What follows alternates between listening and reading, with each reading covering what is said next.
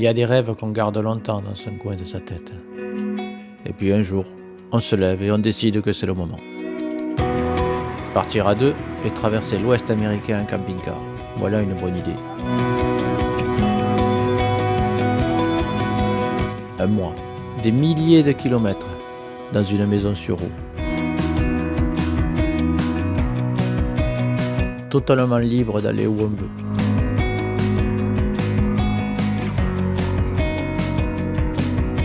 Et la promesse de découvrir les plus beaux paysages des États-Unis.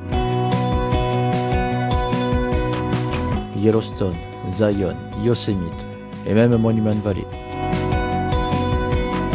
On a tout vu. Enfin presque, car les États-Unis sont tellement vastes. Plus de 7000 km parcourus. Plus d'une dizaine de parcs visités et des souvenirs plein la tête.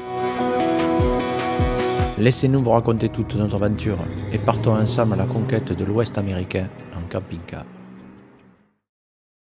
Commençons par le début et laissez-moi vous raconter comment nous est venue l'idée d'un tel voyage totalement inédit pour nous avec un camping-car. L'idée de ce périple en camping-car, appelé RV aux USA, nous est venue lors de notre road trip sur la route 66, lorsque nous en avons croisé un du loueur Cruise America dans la ville de Galena. Nous avons de suite pensé que pour visiter les parcs nationaux, ça serait l'idéal. Nous préparons donc notre voyage et traçons grossièrement notre parcours. Enfin, les grosses lignes car nous ferons comme d'habitude et déciderons au fur et à mesure de la direction à prendre. Nous prévoyons juste qu'en premier, nous irons visiter le plus grand et superbe parc de Yellowstone. Après 13 heures de vol et 9 heures de décalage horaire, nous arrivons enfin à San Francisco. Il nous faudra 2 heures pour passer la douane. On récupérera nos bagages et prendrons le BART, qui est équivalent au RER, pour nous diriger vers notre hôtel au Pier 39, en empruntant également un vieux tram, superbe mais bondé.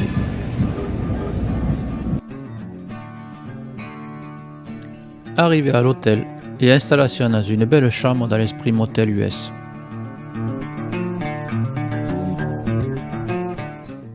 Nous partons ensuite nous balader dans le Pier 39, qui est l'un des sites les plus emblématiques de San Francisco. Il est situé sur le front de mer, dans le quartier touristique de Fisherman's Wharf. Nous voyons au loin la célèbre prison d'Alcatraz, que nous visiterons demain.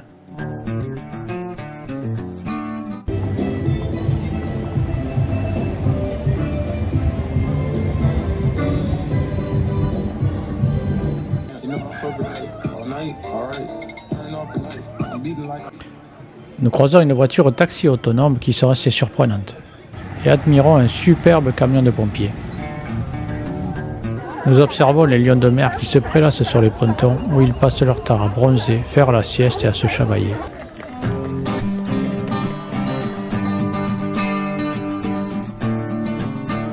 Après un petit repas rapide, nous irons nous coucher car la journée fut très longue et la vraie visite de San Francisco commence demain.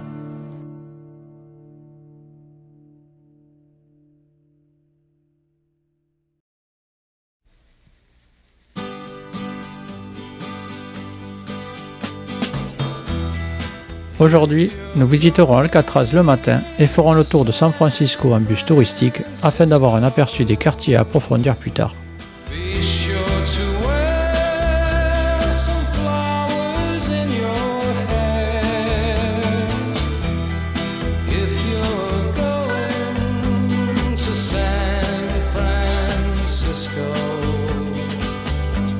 Il y a énormément de monde pour visiter la célèbre prison et les départs sont organisés suivant l'horaire noté sur vos billets.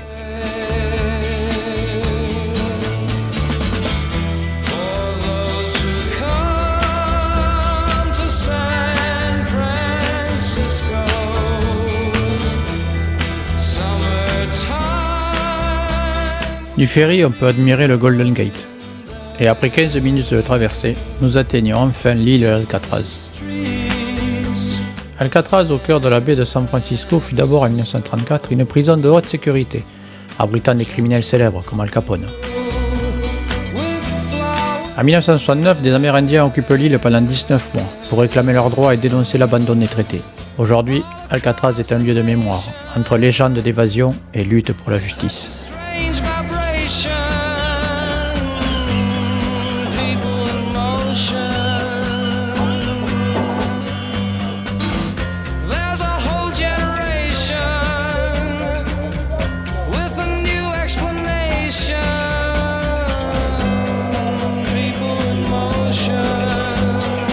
La visite du bâtiment principal se fait avec des audioguides disponibles en plusieurs langues. La bande sonore immersive nous plonge dans l'atmosphère de l'époque et raconte la vie quotidienne des prisonniers. La prison d'Alcatraz pouvait accueillir environ 260 détenus, bien que sa capacité maximale était de 336 cellules individuelles. Elle n'a jamais été remplie à 100% car elle visait avant tout à isoler les prisonniers les plus dangereux. Redoutée pour sa discipline stricte et son isolement, elle sera aussi le théâtre de plusieurs tentatives d'évasion, dont la plus célèbre en 1962 reste un mystère. En effet, en juin 1962, 3 détenus, Frank Morris et les frères John et Clarence Anglin, mettent au point une évasion ingénieuse. Avec des cuillères volées, ils creusent discrètement un tunnel derrière les grilles d'aération de leurs cellules. Ils fabriquent de fausses têtes à papier mâché pour tromper les gardiens pendant leur absence, puis s'échappent par les conduits jusqu'au bord de l'île. Là, ils utilisent un radeau de fortune en imperméable cousu ensemble. Ils ne seront jamais retrouvés. Officiellement, ils se seront noyés, mais leur sort reste un grand mystère.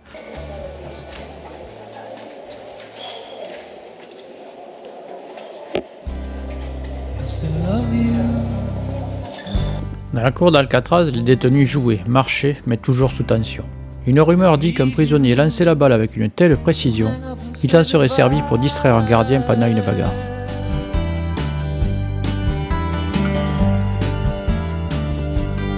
On enfermera dans cette prison les criminels les plus redoutés des États-Unis, comme le fameux Al Capone.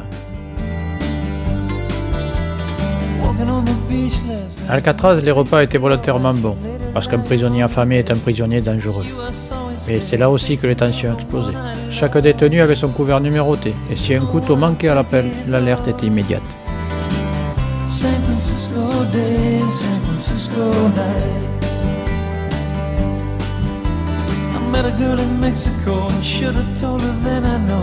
Alcatraz fermera ses portes en 1963, non pas à cause des évasions, mais à cause du coût, bien trop cher à entretenir.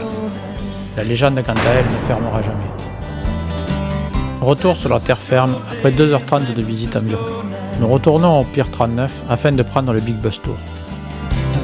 Maintenant, on vous amène à bord du Big Bus Tour pour explorer San Francisco. C'est un bus à 2 étages qui permet de visiter la ville tout en profitant d'une super vue. On a traversé de nombreux quartiers incontournables de San Francisco. Nous partons à côté du Fisherman Wharf. On a vu les fameux lions de mer. Passons par le quartier italien à North Beach. Longeons ensuite Chinatown avec ses rues animées. Passons par Financial District, le quartier des affaires, Union Square, Civic Center et bien d'autres encore. Le bus s'arrête de nombreuses fois, ce qui vous permet de descendre et de visiter le quartier. Il faut juste ensuite retrouver un arrêt afin de prendre le big bus suivant. Des écouteurs sont fournis en montant dans le bus et une fois connectés à votre siège, cela vous donne des détails sur les quartiers traversés.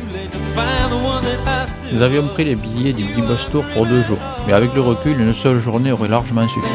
Le lendemain, nous avons plutôt opté pour le Mini Pass 3 jours, une carte disponible directement sur le téléphone. Elle permet des trajets illimités sur tous les réseaux Muni, métro, bus, tramway et même le célèbre cable car historique. Nous passons ici dans le quartier hippie, où nous referons une visite plus en profondeur demain.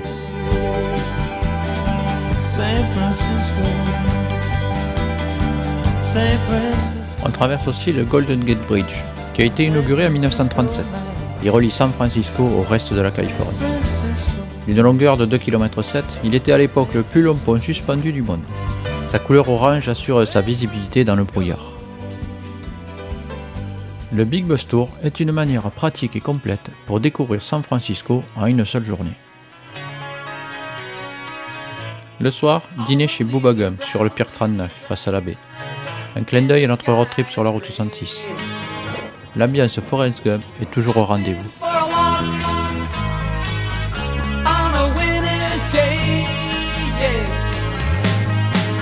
Troisième jour. Comme indiqué précédemment, aujourd'hui nous utiliserons les transports publics munis.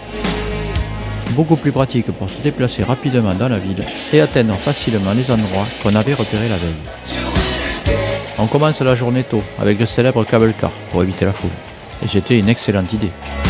À cette heure-là, on est quasiment seul à bord, ce qui rend l'expérience encore plus agréable.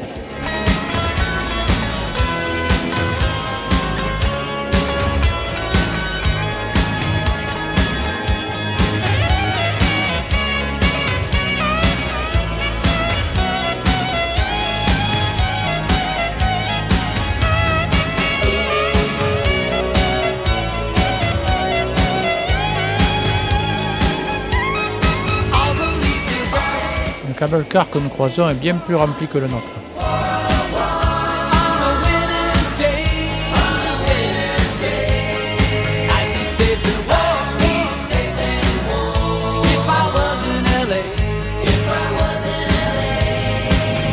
Direction le quartier des affaires. Puis on plonge dans les couloirs du métro aussi vastes qu'impressionnants.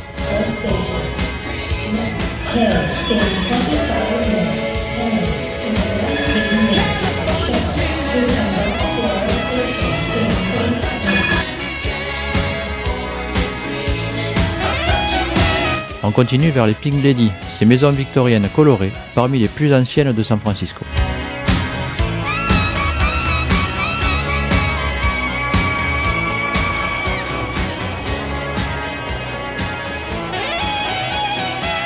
Elles ont survécu au grand incendie de 1906, ce qui en fait de véritables survivantes de l'histoire.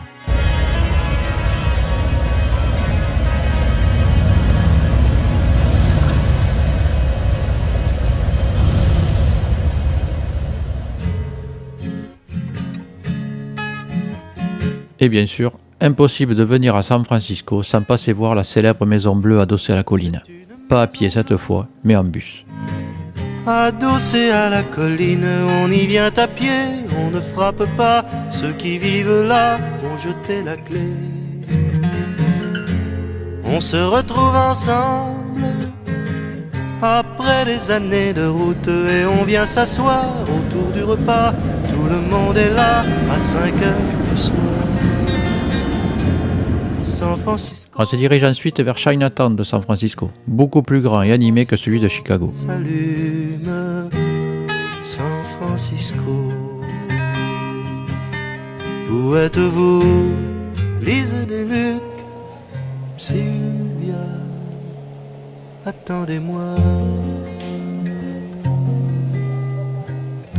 Nageant dans Les lanternes, les enseignes, les marchés, tout y est vivant, coloré et authentique. l'herbe, on écoutera Tam à la guitare, fil à la quena jusqu'à la nuit noire. Un autre arrivera pour nous dire des nouvelles d'un qui reviendra dans un an ou deux. Puisqu'il est heureux, on s'endormira. Quand San Francisco On en profite pour déjeuner sur place, un vrai régal. Et on repart avec un doggy bag pour ce soir. rêve, San Francisco. Où êtes-vous, Lise des Lucs, Sylvia, attendez-moi.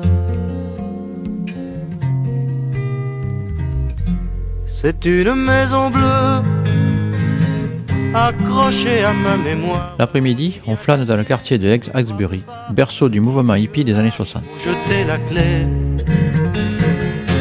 peuplé de cheveux longs, de grands lits et de musique, peuplé de lumière et peuplé de fous. Elle sera dernière à rester debout.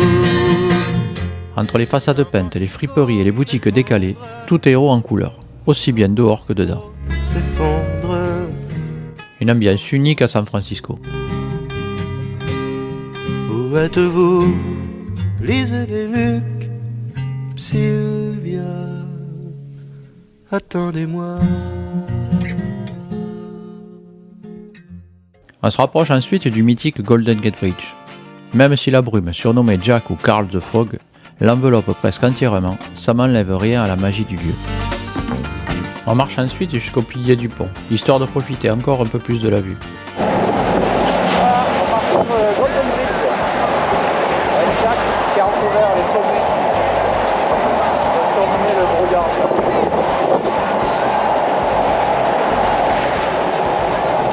Il est pour protéger les piétons et la circulation est dans le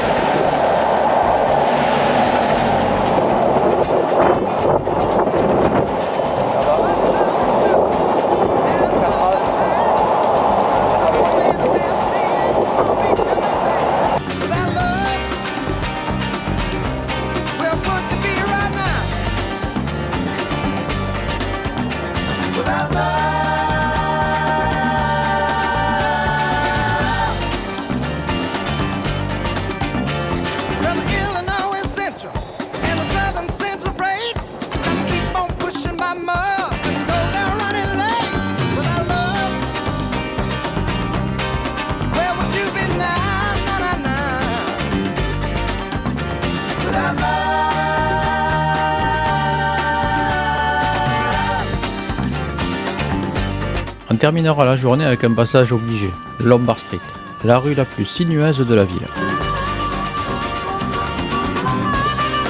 Certaines voitures hésitent même avant de descendre. Faut dire que la pente est impressionnante.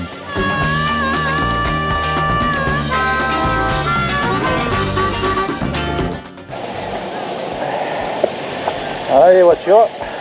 Et là il y a les piétons. Oh, ça va, la montée est assez douce quand même. Moins rude que les côtes qu'on vient de prendre.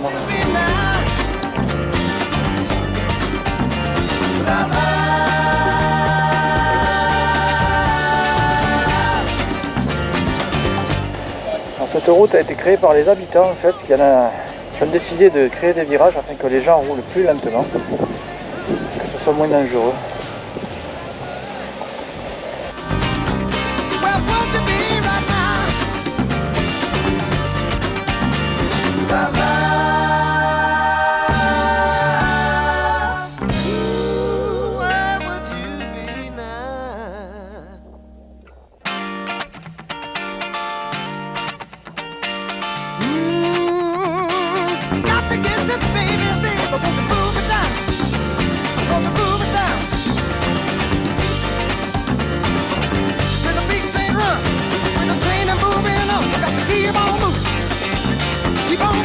Puis, retour à l'hôtel pour savourer notre dernière nuit à San Francisco. Demain, une toute nouvelle aventure commence. Le road trip en camping-car prend le relais.